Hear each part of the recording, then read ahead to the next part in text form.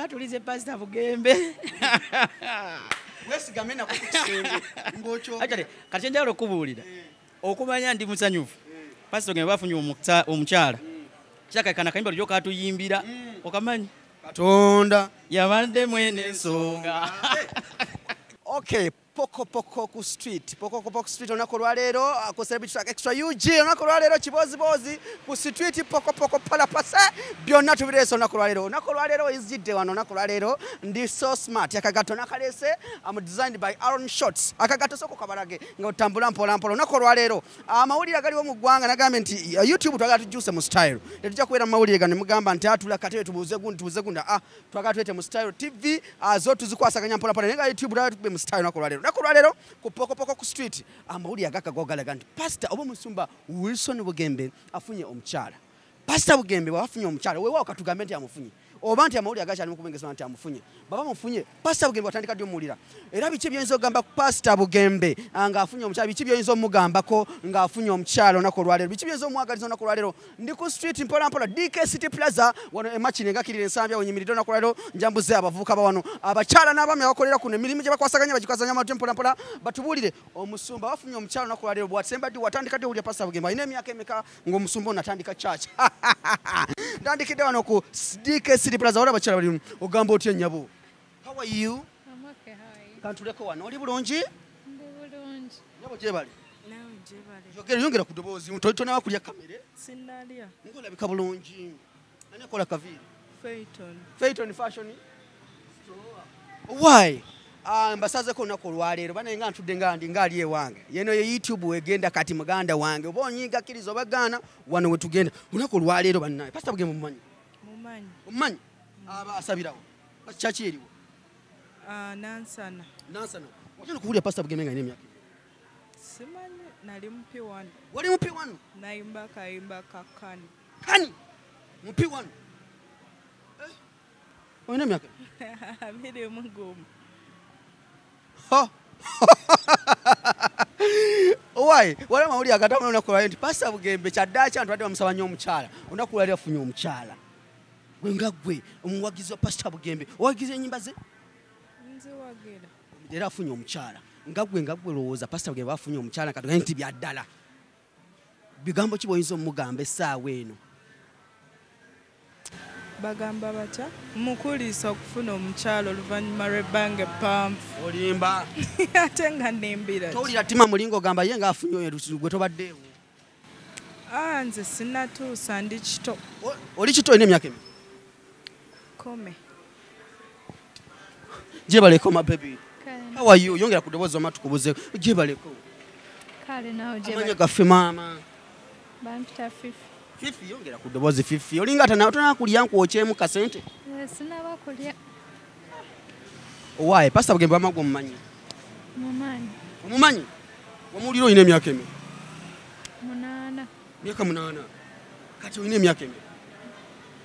Nina 18. Wamaka akati Pastor Bugembe onako le batugambe nti afunye omukyala atwalabye omukyala nga wanise bwati akaweta kale katugambe nti byaddala nga afunye omukyala kiki oyinza ogamba Pastor Bugembe mwagaliza kisinga olya muli omwagaliza kiki osinga okumanya ku Pastor Bugembe ola kuli wano ku street muganda tukyagenda wano poko ku street onako lwalero ne bakyali bange gye baleko ssebo oli munyiivu sirimu tonakulya nalidedda bako kulya mbadde nkute mu nsawo nze nkwokyemu amanya gaffe muzeeyi Junior Powers lwaki oyita Junior Powers oli muyimbi siri muyimbi just erinnya likola ssente Junior Powers bwe bakuyita Powers olya nga amaanyi geyongera amaanyi geego iwangi geegama onakoye ku poko ku street onaku lwali ku celebrity track extra UG tulina ekibuuzo ekigenda mu maaso Pastor Bugembe wali efaananyi ebitambula biraga nti yafunye omukyala Pastor Bugembe omumanyi azo stories ekuva omumanyi nga biki osinga okumanya ku Pastor Bugembe sajja pastor mulungi nnyo abuulira ekigambo ekibuulirira watandika omuwulira ngo ine emyaka emeka ali ndi muto wali muto myaka ng'emeka muto myaka ng'ebiri mpulira obuyimba bwe bukwatayo nga tuvudde mu by'ekiyaayi oza Pastor Bugembe alina emyaka ng'emeka sajja agenda mwana obanga ali mwana Kale wewe katugambe kati bya ddala afunye omukyala bugambo kiwoyinza okusira Pastor Bugembe. Oyinza osanyuka otya? naye nga pasita yenna alayika akyanoonya Anoonya paka ddi. anoonya omuntu amusaanidde. Leero afunye kale afunye. Ebyo bigambo singa afunye era singa avaayo n'ayogera mu bantu. Kati bwe tunakizuza nti afunye kati kale bw'aba afunye oyinza mugamba Era bugambo. amulaga mu kyaki. Ngamba oyinza mugamba bugambo ki kati nga gwe katugambe Tumusanyukirako. Lage essanyu ng'osanyula Pastor Bugembe. Osanyuka otya ye gwe ng'osanyuka? Osanyusa obulabu. Era muyambako ne Kati bw'oba onyiiza olabika otya? nze bwe mba nnyiize ndaga obusungu. Obuzungu kati tulage mu kale ng'onyiizeemuko kati. Mwana okyankalanya nsooka n'ennyiga mwana Tulage fesi nga nyiivu. kulaga Awo mwana enkita. tukyagenda mu maaso pokopoko ku street. Olunaku olwaleero tuli ku kibozibozi Pastor Bugembe. Waleefana ebitambula nti afunye omukyala. Pastor tukwagaliza birungi byokka tukyagenda ku street mpolampola tuuza kukyaliba. Nja kwambuka waggulu eno mpulidde abampita tube nga tukikwasa mpolampola. Aaron shots ku kamera kwali tukikwasaganya baba omusi omwana oviira ddala mu nsozi za Aid muganda wange tukikwasaganya mpolampola. Aaron shots tukyali ku kizimbe DK City Plaza wano mu Kampala kibuga Kampala makindye ekyasabasajja wano tusinzidde olunaku olwaleero Pastor Bugembe afunye omukyala. Njagala mbenga nsimbire eno bawali abaliyo beeno omukulu jankubuuzeeko ssebo wannaye eno nga wanyirira mukolerayo ki emirimu gitambula gitya ataddemu zino engatto si zaabasomesa zino zaabaki zino gibaleko ssebo emirimu gitambula gitya Mpolampola mukama wange. Sesanga Ministries Yes sir. ngole kikwasaganya Tukikwasaganya mukama gino wange. muba mukola biki Bino byo bireke. amanya gaffe taata Mwana gamba mtamu birupa olusewo. olivire ku celebrity track extra yuji olunaku olwaleero mbadde mpita ayita wali wansi ku street nga mbuza ku bantu bange olunaku olwaleero amawulire agatambula Pastor Bugembe walifaana ekifulumya ekiraga nti afunye omukyalo olunaku olwaleero watandika ddi okuwulira ku Pastor Bugembe era walina emyaka emeka twatandikira awo Ekyamazima kiri nti natandika okuwulira Pastor Bugembe dda ola kayimba bampitanga yero naye ekyamazima nali mu primary kyekyamazima musaba kuyitanise muyiru Paulo sewo walina emyaka emeka sola nakujjukira nate okula Pastor Bugembe dda nno nnyo bwoba olaba esawa nayiza oba myaka ng'emeka tubireke emyaka gy'abasajja biveeko owaye ba ku myaka gy'abasajja olwaleero amawulire agatambula nti afunye omukyala ka social media yokwagamba nti afunye omukyala leero asazeewo afunye omukyala nga ggwe bw'owulira amawulire gano kubanga lyonawe musabidde Pastor Bugembe omukyala aliwa ki ekiyinza okukujjira mu mutwe kansoke nkubuuza ekibuuzo omukyala afunye waawa ne Uganda oba walala saba ekifaananyi kyode ekifaananyi mu butuufu aba afunye omukyala mukama yeebazibwe lwaki nga tulize Pastor Bugembe wesigame nako ku kisenge ng'okyogera kati kyenjagala okubuulira okumanya ndi musanyufu Pastor Bugembe bafunye omukyala kyakakana kayimba lyo katuyimbira okamanyi Katonda yabadde mwene ensonga adategeeza ssebo ennaku zino bulijjo atubalizaawo mpolampola naye bwe kibanga kituufu Pastor Bugembe yafunye omukyala nsaba kintu eki abe nga siwa wano Uganda lwaki bano bamenya abawana ewaka bamenya bajja kukutulawo epa atuga Pastor munafu omusajja nga bamukutudde omutini abatunula ajja gukutula tulimu nga omusajja bamukutudde omutini tolambw atunuza nnaku bagala ayinza omuyamba maama fiina yekajja omuyamba nawe atali ekyo baba bawano divorce mazima gennyini awo nsanyuka katini nawe basiwa wano sibwa kyamu abaana ba wano emitima batambula bagikutte mu ngalo bano bamenya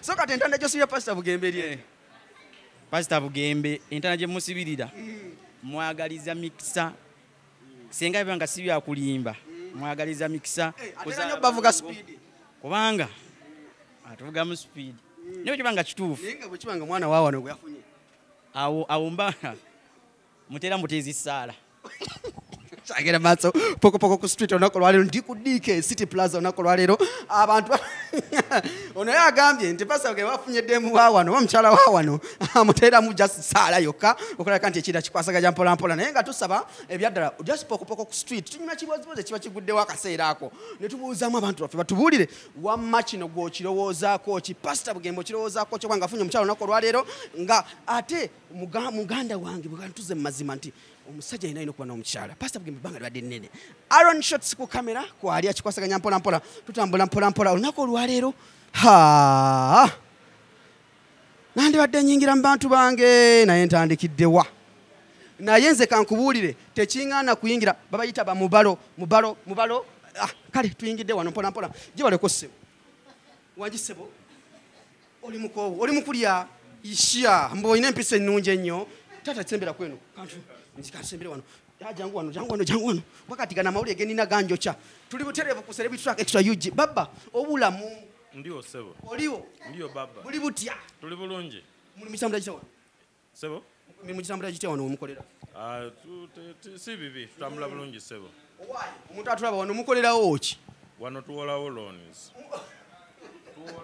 muwola akasente tuwola kasente ffe bamubalo financial services zenga obwavu bunuma ndowooza nawaliza kino ekibozibozi ngaebintu bitambudde bulungi olunaku olwaleero wamma watuufu amayina gaffe baba nze muwanika idiobe robert jobe yes lusoga lyamaanyi eryo ffe ba prince beyo ebusoga sebo tunula nga prince bw'atunula era atunula nga nze bondaba sebo tunula muwali nga tulage prince bw'atuula sebo nze prince ndi omu ku ba prince b'ebusoga idiobe original oli mulangira ebusoga ekyo kyayiteeka sebo papa olunaku olwaleero waliwo mumanyi tulina pokopoko ku street olunaku olwaleero Pastor Bugembe alifanya ebitambudde ng'atulaze omukyala butwaga Pastor Bugembe afunye omukyala watandika ddi owulira Pastor Bugembe era walina emyaka emeka Pastor Bugembe natandika omuwulira mwaka gwa 23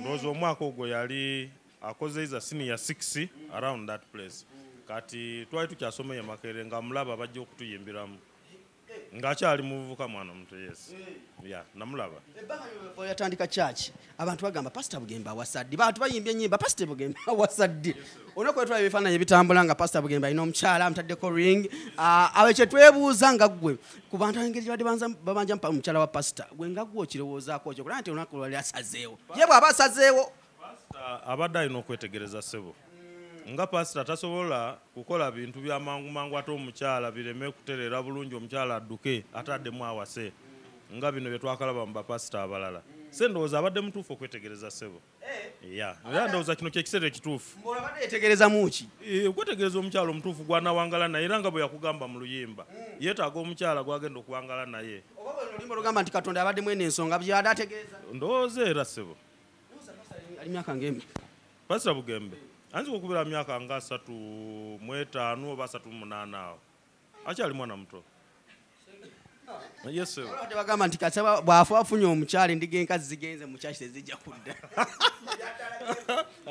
sibitegera nkutadde tukyagenda maaso ekibozibozi pokopoko ku street tukyabuza abantu batubuulire Pastor Bugembe bw'aba wasiza gye baleko nnyo kale nawe gye gamba otya ndi bulungi amanya gaffe Grace wano we mukola bayitawo batya wano Fat Face Beats mukola biki mukanika mukola pano beat tukola makeup ow'emikolo owa shoots owa buli kimu Alani omu ku ba CEO ba wano ng'ekifaananyi kye kiri wano y'omu ku abo batusaamu ssente kati mwamutimba wano mbuwambo ki twamutimba olw'omukwano gwatulaga ffe nga ba Fat Face bakuyisaani ani nze bamuta Grace tolina lyende bakwere eryakabiri abavubuka kyeyune oba Grace Holics akatebe nfune ku Grace Holics mpola mpola ku pokopoko ku street n'ekibozibozi ekitambula mu kibuga Kampala olunaku olwaleero twebifaananyi bya Pastor Bugembe nga bitambula ku social media okwo ng'alina akakyala kapozinako bwanisa engagement ring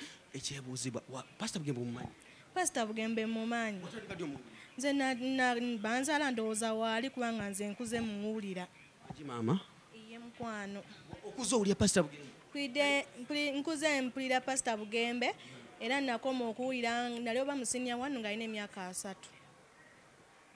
Pastor Bugembe wali mu senior 1 mba alina emyaka 3 iye kati namala nadda senior 6 kati ndi ku campus second year naye ate nera kati ndaba waafuna omukazi oba alina emyaka emeka nange simanyi wafunye omukyala olunaku olwaleero gwe nga gwe omuwagizi wa pasita bugembe owulira otya mulinga pasita bugembe afunye omukyala ku luno asazeewo kyenyinza okugamba essaawa zino katonda yabadde mwene ensonga akayimba okamanyako kayimba nkamanyi katonda yabadde mwene ensonga katonda yabadde mwene ensonga sooka oweereze pasita bugembe obubaka owo nga n'omukyala we kati katugambe nti kati bali wamu bali mutulaba mububaka pasita bugembe kyoba omanya ffe tuli basanyufu era omukyalo oyo mukuume bulungi kubanga bannanga atuukidde mukadde akatuufu kennyini kaliwo akatuufu kano kennyini mukulu sembatya sooka ogye wano gyebale yulona oluganda baana mukulu tamanyi luganda ate kati byoluzungu byatusumbwanya tugende mu maaso pokopoko ku street akusabitwa extra yiki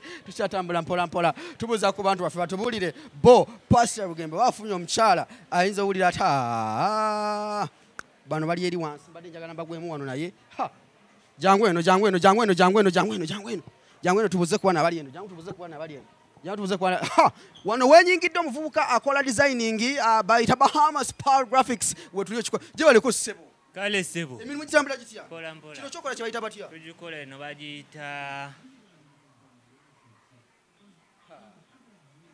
sijja kitegeera ssebo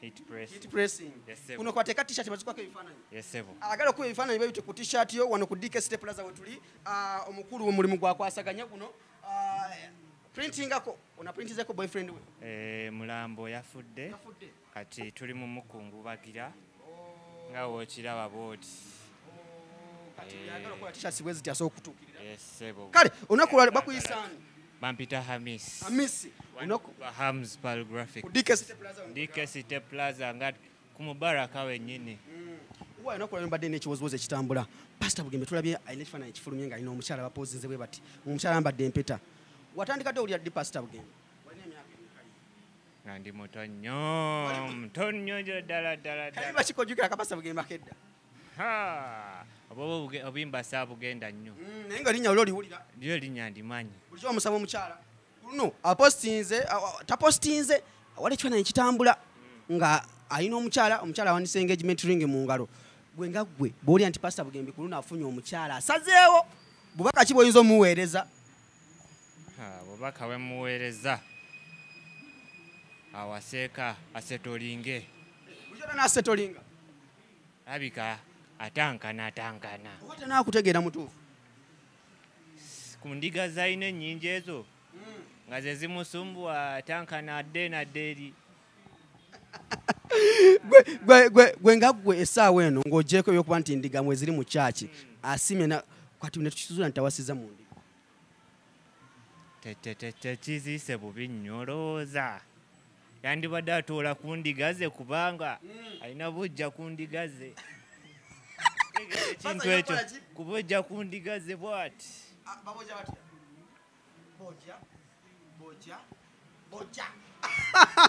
program pokopoko ku street olunaku olwaleero ntambudde ne Alon Shots ku kamera abadde akikwasaganya mpola mpola nze MC Divosh Mr Lugambo pokopoko ku street twagambe YouTube tugenda gikyusa mu ngeri ya freestyle tetugenda kuba nnyo serious nnyo nga luno amawulire gali gabadde nnyo comedy katukitwale ku street abadde mutuwagira abali e Dubai abali e UK USA pokopoko ku street wa majja kuba atuukayo ne MC Divosh live nga kikwasaganya mpola mpola Alon Shots ku kamera yakikwasaganya omusadde musoga ino avira ddala busoga baba balage ku ngato eleeteddwa omukyala bamuyise Peace Diane Bagala of BBS Refiner niye yandesigninze kagato empale ya Jojo Fashions ya Dires akasweta nakateire mu baba ensonga donna ladigemaganya olungi nnyo kyono kola subscribe nganze MC Divosh sebiswa extra UG mbere bulungi